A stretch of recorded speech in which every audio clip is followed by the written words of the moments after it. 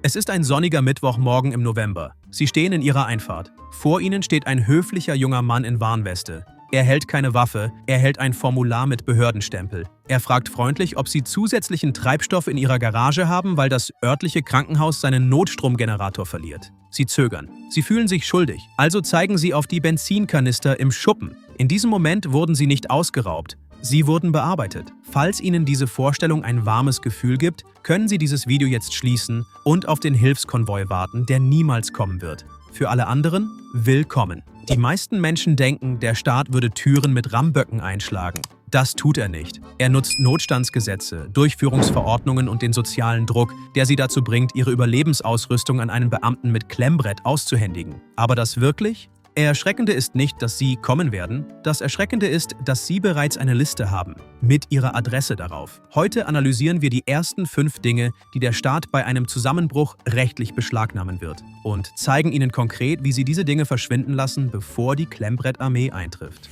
Vermögen 1: Kraftstoff und Generatoren. Der durchschnittliche Vater denkt, er sei Mad Max, weil er 2 rote Plastikkanister Benzin neben seinem Rasenmäher stehen hat. Hier ist die Realität. Nach Gesetzen wie dem Kriegswirtschaftsgesetz werden Energieressourcen als erstes zentralisiert. Wenn die Versorgungskette zusammenbricht, gehört Treibstoff nicht Ihnen. Er gehört der kritischen Infrastruktur. Das erste Ziel: Kraftstoff. In Deutschland existiert das Energiesicherungsgesetz (NSIG) von 1975. Paragraph 1 ermächtigt die Bundesregierung, zur Deckung des lebenswichtigen Bedarfs an Energie Maßnahmen zu ergreifen, einschließlich der Beschlagnahme privater Energievorräte. Das ist kein dystopisches Szenario, das ist geltendes Recht. Warum Kraftstoff? Ohne Treibstoff kollabieren Rettungsdienste innerhalb von 72 Stunden. Krankenhäuser verlieren ihre Notstromversorgung, ihr 300-Liter-Tank gegen die Funktionsfähigkeit eines regionalen Krankenhauses. Sie verlieren diese Abwägung. Nicht, weil die Behörden böse sind, sondern weil sie verzweifelt sind und die gesetzliche Handhabe besitzen.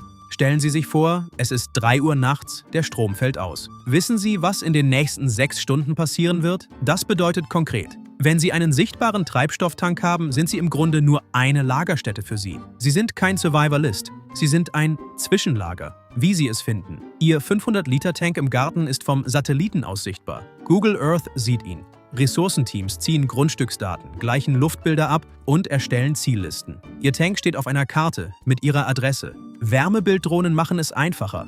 Propangas hat Wärmesignaturen. Generatoren erzeugen Wärmeflecken. Ein Drohnenflug katalogisiert jedes Haus mit Notstrom. Und dann gibt es noch die akustische Erkennung. Das ist die Methode, über die niemand spricht. Ihr Generator klingt in Ihrer Garage leise. Aber bei einem Blackout mit 0 Umgebungsgeräuschen erkennt das menschliche Gehör ihn aus 400 Metern. Der Umgebungsgeräuschpegel sinkt von 65 auf 30 Dezibel. Plötzlich ist Ihr leiser 57 Dezibel Generator das lauteste Objekt in einem Kilometer Umkreis. Ressourcenteams fahren mit offenen Fenstern und folgen dem Geräusch. Sie haben Strom, wenn niemand sonst welchen hat. Lichter in Fenstern, leuchtende Bildschirme, Rauch aus Schornsteinen. In totaler Dunkelheit ist Ihr Haus ein Leuchtturm. Eine Kerzenflamme ist kilometerweit sichtbar. Selbst mit Lichtdisziplin verraten thermische Signaturen Sie. Sie sind warm, alle anderen frieren. Sind Sie neugierig, wie Sie diese Dinge vollständig unsichtbar machen können?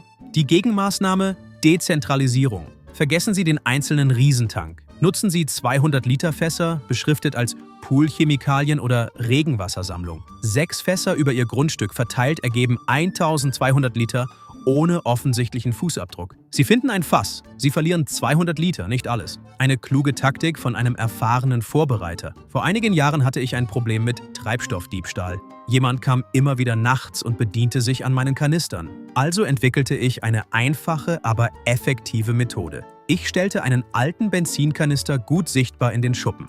Der Kanister war fast vollständig mit Wasser gefüllt. Nur obendrauf schwamm etwa eine Tasse echtes Benzin. Weil Benzin leichter als Wasser ist, schwimmt es an der Oberfläche. Beim Schütteln oder durch das Sichtfenster sieht es aus, als wäre der gesamte Kanister voll mit Benzin. Der Geruch stimmt, die Farbe stimmt, alles sieht authentisch aus. Was passierte? Der Dieb kam zurück, nahm den Kanister mit und hatte später eine böse Überraschung, als sein Fahrzeug nach wenigen Kilometern stehen blieb. Die Diebstähle hörten sofort auf. Diese Taktik funktioniert nicht nur gegen Diebe, sie funktioniert genauso bei Beschlagnahmungsteams.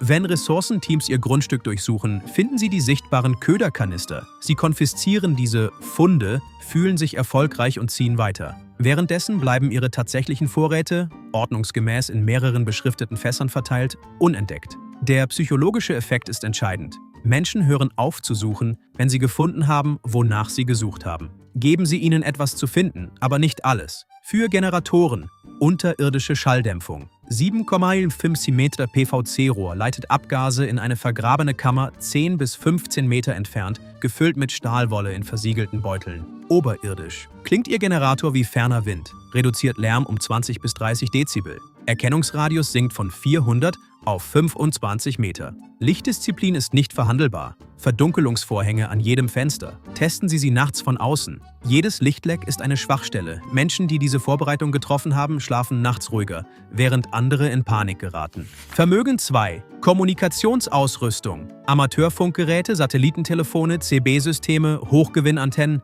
Alles, was ihnen erlaubt, ohne staatlich kontrollierte Infrastruktur zu kommunizieren. Informationskontrolle ist grundlegend für die Verwaltung ziviler Unruhen. Jeder Staatsstreich folgt demselben Lehrbuch. Beschlagnahme der Rundfunksender. Abschaltung unabhängiger Netzwerke. Was würden Sie tun, wenn Sie wüssten, dass jede Übertragung Sie in unter 60 Sekunden verrät? Die Erkennung? RF-Triangulation. Wenn Sie senden, emittieren Sie elektromagnetische Signale, zurückverfolgbar bis zum Ursprung. Funkpeilung existiert seit dem Zweiten Weltkrieg. Moderne digitale RDF-Systeme lokalisieren Sendequellen innerhalb von Metern in Sekunden. 3 Überwachungsstationen erfassen ihr Signal, messen Zeitverzögerung. Grundlegende Geometrie liefert ihren Standort. Erster Scan grenzt auf Stadtteil ein. Zweiter findet ihren Block. Dritter identifiziert ihre Hausnummer. Militärische Systeme in Helikoptern schaffen das in unter 60 Sekunden. Hier kommt der Teil, den niemand ihnen erzählt. Während eines deklarierten Kommunikationsnotstands mit angeordneter Funkstille ist nicht der Inhalt ihrer Nachricht das Verbrechen. Das Senden selbst ist der Verstoß. Sie drücken Senden, um zu überprüfen, ob ihr Nachbar Strom hat. Bundesvergehen. Sie haben gerade ihren Standort an jede Überwachungsstation im Umkreis übermittelt. Die Gegenmaßnahme: nur empfangen. Diese 2 Worte sollten in Ihr Gehirn tätowiert sein. Passiver Empfang emittiert keine Signale, kann nicht erkannt werden, kann nicht trianguliert werden. Überwachen Sie Notfunkfrequenzen, scannen Sie Amateurfunkbänder, hören Sie Kurzwelle, aber senden Sie nicht, antworten Sie nicht. Funkstille ist absolut. Aber was die meisten Prepper nicht wissen, ist die Schwachstelle, die noch gefährlicher ist: Antennenverwundbarkeit. Diese Dachantenne ist eine riesige Flagge. Fortgeschrittene Kommunikation hier. Sichtbar für Nachbarn, Patrouillen, Luftaufklärung. Gegenmaßnahme: Stealth Design. Dipol-Drahtantennen in Dachböden. Langdraht entlang Dachlinien unter Traufen. Zufallsdraht durch Bäume getarnt. Wäscheleinenantennen, die tatsächlich funktionieren. Sie verlieren 20 bis 30% Leistung, bleiben aber unsichtbar. Faraday-Lagerung. Backup-Funkgeräte in Metallmunitionskisten mit leitfähigen Dichtungen oder verzinkten Mülltonnen. Doppelter Zweck: EMP-Schutz und Blockierung aller elektromagnetischen Signale. Ausrüstung ist elektronisch unsichtbar. Diese Information könnte im Ernstfall den entscheidenden Unterschied machen zwischen Kommunikation und völliger Isolation. Vermögen 3. Lebensmittelvorräte. Warum Ihre volle Speisekammer rechtlich ein Verbrechen ist: Großmengen Reis, Weizen, Bohnen, Konserven, gefriergetrocknete Eimer, alles, was gespeicherte Kalorien über unmittelbaren Verbrauch hinaus darstellt. Das rechtliche Rahmen: Anti-Hortungsgesetze, real dokumentiert, wiederholt umgesetzt. US Lever Act, WWWI. Lebensmittelhorten war Bundesverbrechen wie UAI-Rationierung. Überschusslagerung kriminalisiert Venezuela, Gefängnisstrafen. Sowjetstaaten: private Lagerung war Vergehen universelles Muster. Wenn Knappheit eintritt, werden volle Speisekammern zum Beweis für Gemeinschaftsdiebstahl. Und hier kommt der Teil, über den niemand spricht: die Psychologie der Beschlagnahmung. Die brutale Psychologie: 10 Familien hungern, Ihre nicht. Also horten Sie. Ihre Vorbereitung ist irrelevant. Was zählt, ist die Ungleichheitsoptik. Politisches Problem: Umverteilung Ihrer Vorräte. Wie Sie es finden? Digitale Forensik. Jeder Großeinkauf bei Metro, jeder 25-Kilo-Reissack. Es ist in Datenbanken. Kreditkarten, Treueprogramme, Online-Bestellungen. Bereits aggregiert, querverwiesen. Adressen mit Großeinkaufsmustern werden automatisch markiert. Müllanalyse: alle anderen haben leichten Müll mit staatlichen Verteilungsverpackungen. Ihr Müll? Extraverpackungen, Privatmarken. Sie essen besser als die Basislinie. Der Müll beweist es. Als Familienvater oder Mutter tragen Sie Verantwortung. Aber diese Verantwortung bedeutet auch, klug zu handeln. Menschliche Intelligenz. Wenn verzweifelt genug, brechen soziale Bindungen. Tipp-Hotlines mit Belohnungen. Extra-Rationen für Informationen. Ihr Nachbar steht vor der Wahl. Ihre Vorräte melden und seine Familie ernähren. Oder schweigen und zusehen, wie seine Kinder hungern. Die meisten wählen Familie. Aber es gibt eine Methode, die selbst gründlichste Durchsuchungen überlisten kann. Die Gegenmaßnahme Köder-Speisekammer. Sie brauchen eine sichtbare, bescheidene Versorgung. 3 bis 5 Tage Grundlagen. Dosensuppe, Cracker, Reis, Nudeln. In Küchenschränken sichtbar. Wenn Behörden inspizieren, kooperieren Sie voll. Öffnen Sie Schränke. Zeigen Sie, was Sie haben. Übergeben Sie den Köder bereitwillig. Der Köder erfüllt mehrere Funktionen, befriedigt Inspektors Bedürfnis, etwas zu finden, etabliert sie als kooperativ, schützt ihre echte Lagerstätte durch Missdirektion. Wenn Sie sich fragen, wo Sie Ihre echten Vorräte verstecken sollen, die Antwort liegt in der Architektur, echter Langzeitspeicher, strukturelle Verschleierung, falsche Wände, die toten Raum schaffen, Unterbodenfächer durch Teppich zugänglich, Hohlräume in Einbauschränken, Speicher hinter permanenten Einrichtungen. Das kritische Prinzip Speicher architektonisch unplausibel machen. Lücke zwischen Kellerdecke und Erdgeschoss 15 cm größer als Standard. Erklärt als Isolierung. Schrank 60 cm flacher als Außenwand. Zugeschrieben. Rohrleitungen. Geringfügige Diskrepanzen, die bei Gelegenheitssuchen keinen Verdacht erregen. Absolute Mülldisziplin. Niemals Großverpackungen im Hausmüll. Papier und Karton vollständig verbrennen. Metalldosen reinigen und in zufälligen kommerziellen Containern verteilen. Verschiedene Orte, verschiedene Nächte. Aber selbst mit perfekter Lebensmittelsicherheit gibt es eine Ressource, die noch wertvoller ist. Vermögen 4. Medizinische Versorgung. Warum Ihr Badezimmerschrank zuerst durchsucht wird. Antibiotika, Schmerzmittel, Insulin, chirurgische Ausrüstung, Traumakits, N95-Masken, Rezepte über 30 Tage. Alles, was physiologische Funktion aufrechterhält. Bei großen Krisen werden Krankenhäuser zu Festungs-Triagezentren, Ressourcen zentralisiert. Wenn Reserven erschöpft sind, werden private medizinische Vorräte unter Notstandsgesundheitsbehörde kommandiert. Ihre persönliche Lagerstätte gegen Feldkrankenhaus für Hunderte, Sie verlieren. Stellen Sie sich vor, Ihr Kind hat Fieber, aber Ihre Medikamente wurden beschlagnahmt, weil Sie sie im falschen Schrank aufbewahrt haben. Die Erkennung? Pharmazeutische Datenbanken. Jedes Rezept existiert in mehreren Datenbanken. Nationale Überwachungsprogramme, staatliche Register, Versicherungsansprüche, Apothekenketten, DEA-Tracking. Während medizinischer Notfälle werden diese Daten zur Zieldatenbank. Listen generieren. Automatisch. Routen optimieren. Notstandsbefugnisse überschreiben HIPAA vollständig. Ihre Medikamentengeschichte wird zur Einkaufsliste. Und dann gibt es das standardisierte Badezimmer-Audit-Protokoll. Das kennen 99% der Prepper nicht. Badezimmer-Audit-Protokoll. Menschen lagern Medikamente in Badezimmern. Hauptbadezimmer, Medizinschrank, unter Waschbecken, Wäscheschränke. Wenn Teams Wohnungen betreten, ist das Hauptbadezimmer erstes Ziel. Systematisch und schnell. Sie lokalisieren und beschlagnahmen in unter 5 Minuten. Effektive Gegenmaßnahmen, kritische Versorgungen, NI in Badezimmern. Das Badezimmer bekommt den Köder. Grundlegende Erste Hilfe, Pflaster, Antiseptikum, rezeptfreie Schmerzmittel in normalen Mengen. Was erfahrene Krisenvorsorgespezialisten wissen, die beste Medizin ist die, die niemand finden kann. Tatsächliche Lagerstätte. Homeoffice, Werkstatt, Garagenspeicher, in Boxen beschriftet, Bürobedarf, alte Elektronik, Weihnachtsdekoration, Steuerunterlagen, Autoteile, langweilige Etiketten auf langweiligen Boxen, getarnt durch bürokratische Langeweile.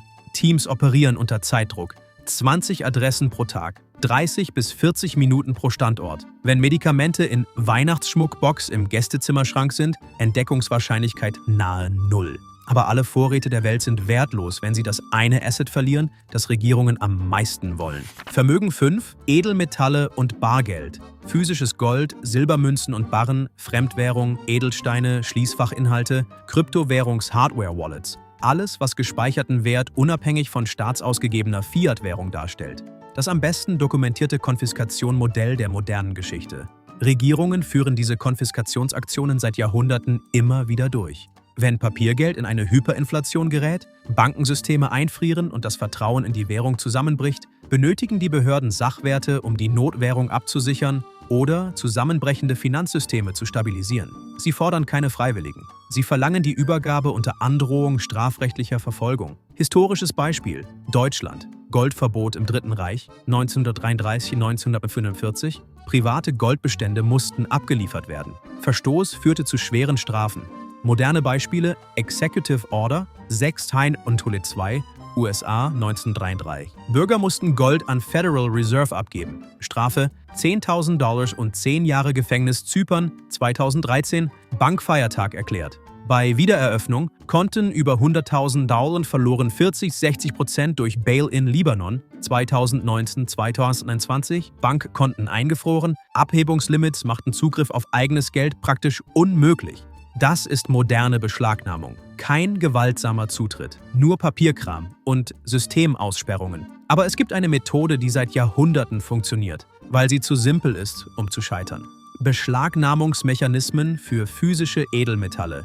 Checkpoint-Unterbindung, Straßensperren, Metalldetektoren an Flughäfen, Bahnhöfen, Transport führt zur Erkennung, Beschlagnahmung. Für Schließfächer, Banken frieren Einrichtungen ein, Behörden öffnen Fächer systematisch, konfiszieren Edelmetalle. Ihr Schließfach ist in ihrem Gebäude unter ihrer Kontrolle. Sie haben keinen Einfluss. Für diejenigen, die ihre Familie schützen wollen, gibt es einen Weg, aber er erfordert Mut. Effektive Gegenmaßnahme, Unbanking. Physischer Besitz außerhalb formaler Finanzsystemkontrolle. Wenn es in einer Bank ist, besitzen Sie es nicht wirklich. Für Gold und Silber, Mitternachtsgärtnern, PVC-Rohrabschnitte, 10 bis 15 cm Durchmesser, mit Trockenmittelpaketen und Edelmetallen füllen. Richtig versiegeln, vergraben im Boden. Auf Ihrem Grundstück markieren Sie Standorte mit natürlichen Merkmalen. 1 Meter von Eiche auf Peilung von 30 cm tief. Low-Tech. Kann nicht durch Finanzsystemüberwachung erkannt werden, kann nicht während Bankensperren beschlagnahmt werden. Was diese Methode unterscheidet? Sie funktioniert, weil sie einfach ist und weil sie von denen abhängt, die bereit sind, Verantwortung zu übernehmen. Vergrabungstiefe 45 bis 60 cm ist optimal, tief genug gegen zufällige Entdeckung, flach genug für Bergung ohne schwere Ausrüstung. Junk-Silberschlupfloch. Vor 1965 Münzen enthalten 90% Silber, aber rechtlich klassifiziert als Währung, nicht Barren. Das schafft Ambiguität bei Beschlagnahmungen, oft in ausgenommene Kategorien fallend. Plus, kleinere Stückelungen ermöglichen einfachere Tauschtransaktionen. Das Geisterprotokoll, 5 Vermögensklassen, 5 Erkennungsmethoden, 5 Verschleierungsprotokolle. Aber wenn Sie denken, es geht nur ums Verstecken von Vorräten, haben Sie den Punkt verfehlt. Das ist operative Sicherheit als komplette Lebensweise. Strategische Unsichtbarkeit als Überlebensphilosophie. Das Ziel: statistisch durchschnittlich erscheinen, während sie privat außergewöhnlich sind. Was unterscheidet diejenigen, die überleben, von denen, die alles verlieren? Eine einzige Fähigkeit. Strategische Unsichtbarkeit beginnt mit Verständnis, was sie sichtbar macht. Muster, Anomalien, Abweichungen. Diese Dachantenne, volle Mülltonnen während Rationierung, Lichter, wenn alle dunkel sind, Rezeptgeschichten, sichtbare Treibstofftanks. Das sind Signale. Jedes ist Verwundbarkeit. Ihre Mission: jedes Signal eliminieren. Nicht durch Verstecken in Bunkern, durch Verschmelzen in statistischen Durchschnitt. Wenn dieses Video Ihre Augen geöffnet hat, wenn Sie diesen mentalen Klick gefühlt haben, abonnieren Sie Ödland Ratte. Wir sind keine Unterhaltung. Wir sind taktische Überlebensintelligenz für die deutsche Realität. Bleiben Sie vorbereitet. Bleiben Sie wachsam. Wir sehen uns im Ödland. Unterricht beendet.